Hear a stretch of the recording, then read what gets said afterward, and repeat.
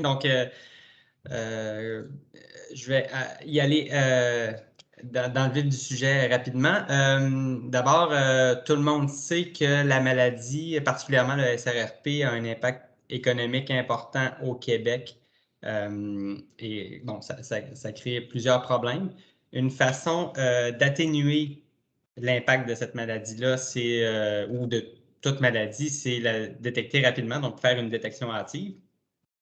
La manière usuelle de faire, c'est tout simplement des observations visuelles. Il y a plusieurs défis associés à ça, notamment dans un contexte de pénurie de main-d'œuvre. C'est difficile parce que c'est une activité qui prend beaucoup de temps et bon, c'est subjectif, donc c'est la qualité de l'observation dépend de la personne qui l'a fait. Donc, tout ça ensemble rend la chose difficile. Et depuis plusieurs années, en fait, il y a de plus en plus d'équipements dans les fermes qui prennent des mesures ou qui peuvent collecter des données. Et dans la littérature, il a été clairement démontré que la maladie amenait un changement de comportement et que ce changement de comportement-là pouvait être observé à l'aide de certains équipements, notamment, il y a des exemples où des changements de comportement d'abreuvement ont été observés. Il y a d'autres exemples aussi où les caméras permettait d'identifier la modification du niveau d'activité des animaux en présence de la maladie.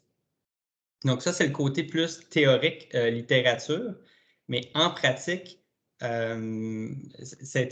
ces outils-là ont beaucoup été développés dans un contexte de maladie plus côté diarrhée, moins côté maladie respiratoire, mais il y a aussi à savoir est-ce que ces outils-là fonctionnent. Donc oui, on peut observer un changement de comportement, mais est-ce que c'est fiable dans le temps? Est-ce qu'on est capable réellement de détecter la maladie et aussi est-ce qu'on peut limiter aussi le nombre de fausses alertes? Ça aussi, c'est important. Donc, tout ça, donc il y a une analyse coût-bénéfice à faire et ce n'est pas évident parce que les technologies s'évoluent très rapidement, donc c'est dur de s'y retrouver. C'est dans ce contexte-là que qu'on a développé le projet, qu'on a commencé le projet en 2019 et le projet tire à sa fin, qui avait comme objectif d'évaluer différentes approches applicables permettant la réduction de l'usage des antibiotiques par la détection hâtive, non invasive et automatisée de la maladie. C'est un projet financé par le MAPAC dans le cadre du programme de développement sectoriel et aussi dans le partenariat canadien pour l'agriculture. Les partenaires sont PicGen Canada, Conception Romain et les éleveurs de porc du Québec. Donc, juste peut-être préciser le contexte aussi, ce n'est pas un projet où on évalue toutes les nouvelles technologies, tout nouveau gadget qui vient de sortir, qui sont en développement ou à l'étape de la preuve de concept. Ce n'est pas ça l'idée. L'idée, c'est de prendre déjà des données qui sont accessibles en ferme, pas nécessairement implantées dans toutes les fermes, mais juste qui peuvent être disponibles dans les fermes et de voir la valeur de ces informations-là. Qu'est-ce qu'on peut soutirer de ces informations-là? Donc, le projet, lui, à la station de Deschambault, que Léonie a présenté tout à l'heure, puis elle a aussi mentionné qu'on avait le modèle d'infection naturelle depuis plusieurs années. En résumé, à chaque 3 semaines, on a 60 castrats qui arrivent à la ferme, qui viennent d'être sevrés, passent un petit peu moins de 3 semaines dans une section assainie et commencent le challenge en pouponnière. Donc, passent 4 semaines au total. La première semaine, sont en contact avec le lot précédent, donc sont exposés aux pathogènes. C'est la partie généralement où le challenge est le plus fort et c'est les résultats que je vais présenter aujourd'hui sont juste sur la pouponnière. Donc, les données qu'on a, le projet a permis en 2019, au début du projet, on a installé des systèmes d'abreuvement et d'alimentation individuelle. Ça vient de la société française Acerva. Donc, à gauche, vous voyez le système d'abreuvement et à droite, le système d'alimentation. Et le système d'abreuvement aussi, il y a des mesures de pesée qui sont prises. On a des transpondeurs RFID, on a des antennes RFID dans chacun des systèmes, ce qui fait en sorte qu'à chaque visite, on a l'identifiant de l'animal, la durée de la visite et la quantité ingérée dans chacun des parcs. Les données d'imagerie, ici, c'est un exemple d'une image qu'on a. Dans le fond, on a pris des vidéos en continu avec des annotations aux 10 secondes, mais aujourd'hui, je vais uniquement présenter les résultats d'annotation aux 10 minutes. Les annotations, c'est quoi? C'est produit par Conception Romain. C'est les points que vous voyez sur les animaux. Donc, c'est l'identification automatique des cochons sur des animaux sur une image. Et aussi, bon, on a pu adapter un script que Conception Romain avait fait pour définir nous-mêmes des zones d'intérêt, donc une zone de repos, d'activité, de consommation. Et donc, ce que ça montre aussi, donc, il y a certains défis, il y a beaucoup de défis liés aux caméras, notamment la taille des fichiers et tout ça, mais juste avec les annotations, on peut faire beaucoup. Et là, on voit une image où la caméra, même, bon, on voit certaines saletés et tout ça, mais quand même, on est capable d'identifier les animaux assez bien en règle générale durant les heures de journée. Donc, c'est vraiment les annotations à chaque 10 minutes par jour, à chaque 10 minutes par zone qui sont utilisées dans ce projet pour l'instant. Il y a aussi les codes de santé qui ont été notés à chaque jour, à chaque individu. Ça faisait partie des mesures qui se sont ajoutées pour le personnel de la station. Donc, des codes de 1 à 5. Disons que généralement, ça allait de 3, 4 ou 5. 5 étant en bonne santé, 3 étant quand même affectés par la maladie. Et aussi, les symptômes associés étaient notés. Donc, on pouvait aller jusqu'à 3 symptômes. Évidemment, il y a aussi les traitements et les décès qui étaient notés pour chaque animal avec les causes associées. Donc, au total, la saisie allait de septembre 2019 à avril 2021. On a eu 30 lots, généralement 4 parcs par lot pour un total de 114 et généralement 15 animaux par parc pour un total de 1719.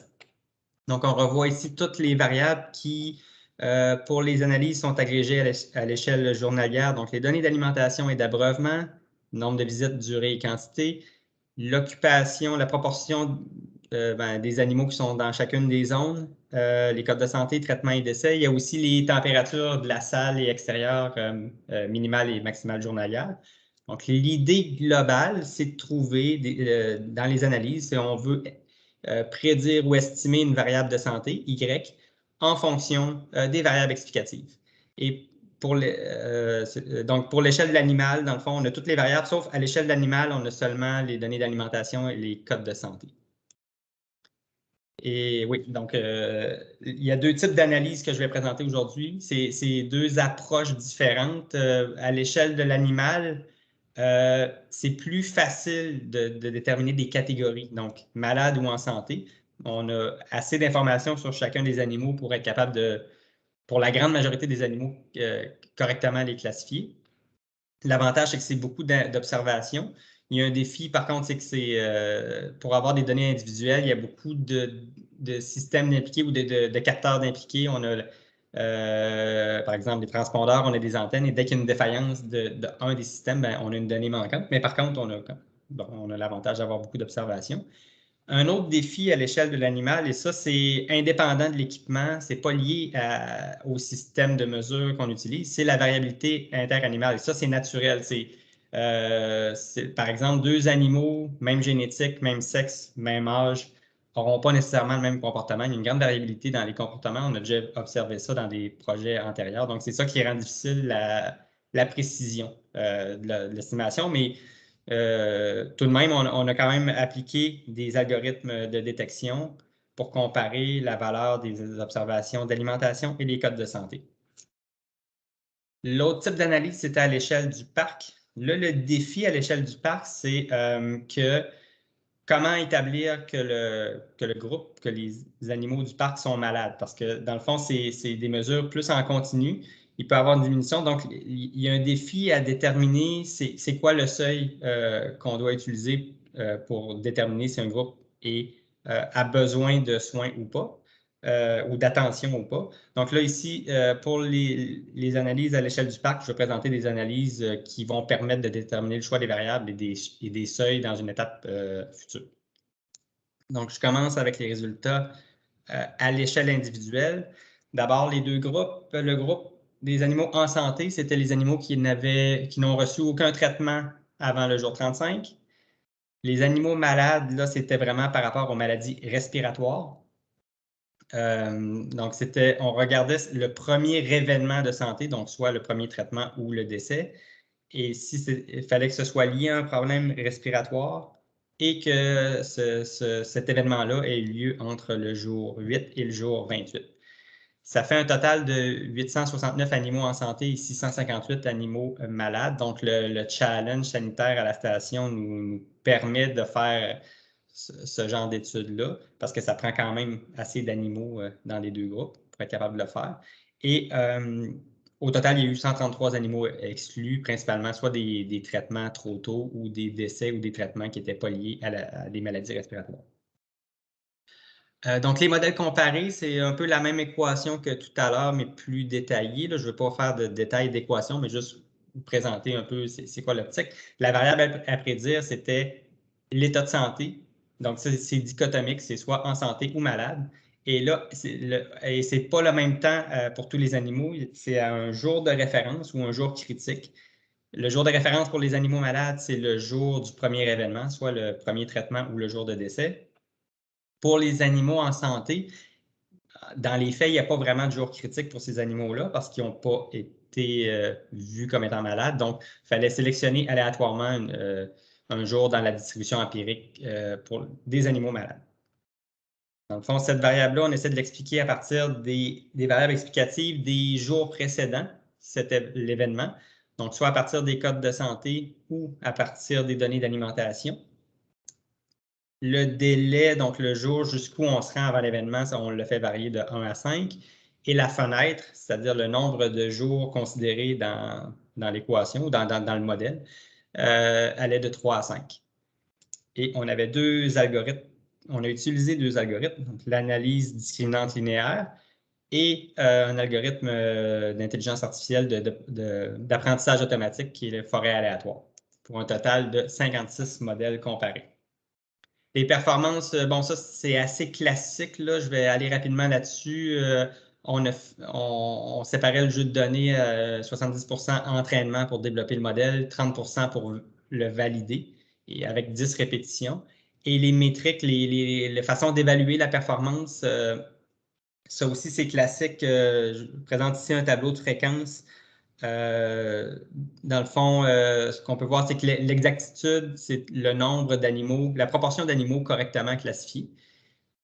Il y a deux autres métriques qui sont intéressantes aussi. C'est la sensibilité, si on prend juste les animaux malades, c'est la proportion d'animaux qui sont correctement classés comme étant malades.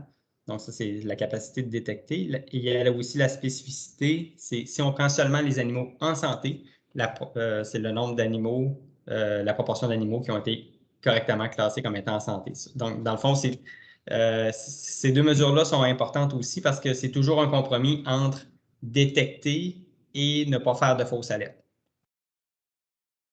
Et donc, les résultats, on a produit plein de résultats. J'en présente un seul ici qui est le modèle de l'analyse discriminante sur une fenêtre de 3 jours en fonction du délai. Et les scores, dans le fond, les trois mesures de score pour les deux systèmes, soit les données d'alimentation et les codes de santé ou signes cliniques. Là, des fois, les deux termes sont utilisés, là, ça veut dire la même chose. Donc, le premier, dans le fond, ce que ça montre, c'est quand même bien, c'est que même si les codes de santé, c'est quand même une très bonne observation. Il faut dire que nous, même si c'est une mesure subjective, c'est quand même toujours les mêmes personnes qui prennent ces mesures-là. C'est des personnes qui sont habituées, sont très au fait de ce qui se passe en ferme, sont bien rodées là-dedans. Donc, c'est vraiment la meilleure, dans le fond, oui, c'est subjectif, mais c'est la meilleure mesure subjective qu'on peut avoir. Mais malgré ça, les données d'alimentation permettent d'augmenter la précision de 5 à 8 une mesure qu'on voulait voir, on aurait aimé pouvoir dire combien de jours avant l'aliment permet de détecter un problème avant les signes cliniques ou les observations visuelles. C'est un petit peu difficile d'avancer une réponse pour l'instant, mais juste dire que pour un jour donné, les données d'alimentation permettent une meilleure précision. Par contre, peut-être une critique, c'est que même avec les données d'alimentation, 75% de prédiction, c'est bien, mais ce n'est pas extraordinaire non plus. Ça montre la grande variabilité individuelle. On pourrait peut-être pousser un peu plus là-dessus. Et sinon, sur les 56 modèles, vu un impact négligeable de la fenêtre, du nombre de jours utilisés, et aussi un impact négligeable de l'algorithme.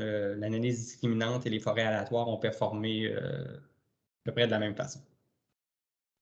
Donc, pour les analyses à l'échelle du parc, il y avait une première question à se poser, c'est quoi notre variable à prédire? Quelle variable réponse on veut prédire en premier? On a regardé les traitements, les décès, les signes cliniques et il y avait un avantage à utiliser les signes cliniques là, parce que il y avait, c'était, en tout cas pour l'instant, la variable qui permettait de mieux distinguer tous les parcs. Je présente ici la distribution des codes de santé par parc par jour. Donc ça, c'est la distribution. Autrement dit, la ligne centrale, c'est la médiane. La ligne du haut, c'est le 25% plus fort. La ligne du bas, 25% plus faible. Autrement dit, dans la zone en mauve, on a la moitié de nos parcs qui sont entre le premier quartile et le troisième quartile. Et l'idée, la variable la plus informative, c'est celle qui va montrer que le challenge fonctionne, mais et aussi avec une grande largeur de la bande comme pour pouvoir vraiment différencier les parcs. Et avec tout ça, ben, on a décidé de travailler pour l'instant avec la moyenne des signes cliniques au jour 14. Donc, c'est ça pour l'échelle du parc. Dans le fond, c'est un peu un défi différent que pour l'échelle individuelle. À l'échelle individuelle, on était capable d'identifier des animaux qui étaient globalement restés en santé, des animaux malades, alors que par parc, comme le challenge fonctionne assez bien, tous les parcs ont été affectés. Il n'y a aucun parc ou très, très peu qui n'ont pas été affectés, mais c'est à différents niveaux. Donc, c'est pour ça qu'il faut y aller en continu, donc avec la moyenne des codes de santé au jour 14. Ce qui est intéressant par parc, là, on a plus de variables explicatives, des données d'alimentation encore, mais aussi les données d'abreuvement, les données de caméra, les températures qu'on utilise aussi, qui n'est pas une donnée animale, mais qui est une donnée globale de ce qui se passe dans l'environnement, et aussi, encore une fois, les codes de santé. On a on teste encore les mêmes délais, les mêmes fenêtres, et les méthodes changent un peu. Comme on est dans du continu, c'est une régression linéaire. Ça, c'est très, très simple, très classique. Et encore une fois, l'algorithme d'apprentissage automatique des forêts aléatoires qui peut être appliqué aussi lorsque la variable réponse est continue. Donc là, ça nous fait 930 modèles à comparer. L'évaluation des performances, ça change un petit peu. Là, je ne veux pas entrer dans les détails. Les métriques, c'est surtout la corrélation entre l'observation et la prédiction et aussi l'erreur quadratique moyenne qui est utilisée. Donc, le résultat ici, je vais essayer de prendre un petit peu de temps pour le détailler sans en prendre trop, là. Mais ici, ça, c'est un exemple avec l'algorithme des forêts aléatoires, une fenêtre de 3 jours, et des estimations indépendantes entre les systèmes. Donc, on prenait les données de signes cliniques uniquement et on essayait de prédire les signes cliniques des jours précédents, le jour 14, pour prédire les signes cliniques au jour 14. Même chose pour les données d'alimentation, d'abreuvement, de température et d'occupation des parcs via les données de caméra. En gros, ce que ça montre, c'est qu'il y a un avantage pour les signes cliniques et les codes de santé. Et ça, c'est pas trop surprenant étant donné que la variable réponse, c'est aussi une variable de code de santé. Par contre, les données d'alimentation performent assez bien, même comparé au code de santé, encore une fois. Pour les données d'abreuvement, on aurait pensé à obtenir de meilleurs résultats. Il y a peut-être un petit défi du côté de l'estimation du nombre de visites et des durées à cause de la lecture du tag RFID, du transpondeur RFID, ça demeure à vérifier. Alors que pour les données d'alimentation, on n'avait pas ce problème-là. Puis ce que je veux préciser aussi pour les données d'alimentation, c'est pas seulement la quantité qui était importante, c'est aussi le nombre de visites de l'animal qui permettait de prédire en fait des animaux dans le parc. Le nombre de visites globales à la station d'alimentation dans le parc qui permettait de prédire les résultats. Encore une fois, on a un impact faible de la fenêtre, pas qu'il est plus grand que pour les données individuelles, mais ce n'est pas majeur. Une différence par rapport à l'analyse individuelle, on a plus de données, plus de capteurs, donc on avait un avantage de l'algorithme des forêts aléatoires par rapport à la régression linéaire. Ça, c'était vraiment majeur. Ça démontre l'importance de la bonne méthode quand on a plusieurs données. Et un élément que je veux mentionner aussi, c'est même si les résultats sont moyens pour l'abreuvement et un peu très peu informatifs pour les données d'occupation par caméra, quand on met ces données-là ensemble, on obtient de bons résultats. On s'approche un peu des données d'alimentation. Donc, il y a un avantage à coupler l'information de différents systèmes, mais on n'a pas. C'est un travail qui reste à améliorer. On commence à ce niveau-là. Donc, ce qui est à retenir pour la fin du projet, dans le fond, le projet qui se termine à la fin de l'automne. Donc, juste un résumé des constats qu'on a jusqu'à maintenant, c'est à l'échelle individuelle, il y a un potentiel intéressant pour les données d'alimentation, que ce soit pour la quantité d'aliments, aussi le nombre des visites, qui est quand même un élément du comportement qui est important. On sait que c'est difficilement applicable dans une ferme commerciale. L'idée, c'est vraiment de voir le mieux qu'on peut aller, c'est à l'échelle individuelle. Donc, à quel point l'information peut être bonne à l'échelle individuelle, puis après ça, voir l'impact quand on agrège au niveau du parc, quand on va au niveau du lot. Donc, ce n'est pas pour dire que demain matin, on pense que ça va être implanté dans les fermes commerciales, mais c'est vraiment le standard qu'on veut établir. Parce qu'avec le coût des transpondeurs et le coût des antennes RFID, ce n'est pas pensable demain qu'on va voir ces systèmes-là dans toutes les fermes commerciales.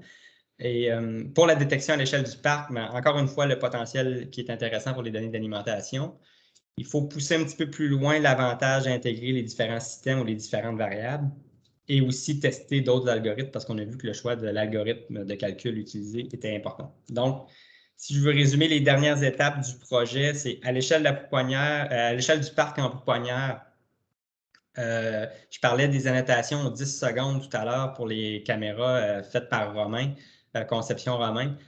On veut utiliser ça pour développer un indice d'activité. C'est vraiment la prochaine étape. Puis ça va certainement bonifier les prédictions, les résultats. On veut appliquer des algorithmes, bon, à l'échelle du parc, on n'a toujours pas fait d'algorithme de détection. Donc, basé sur les résultats de la régression, essayer de faire une détection de savoir si ce parc-là est malade ou pas en fonction de différents seuils, parce que, comme je le disais plus tôt, c'est pas évident de déterminer si le parc est en santé ou pas, et avec différents types d'algorithmes. Donc, on veut aussi reprendre ces analyses-là à l'échelle du lot.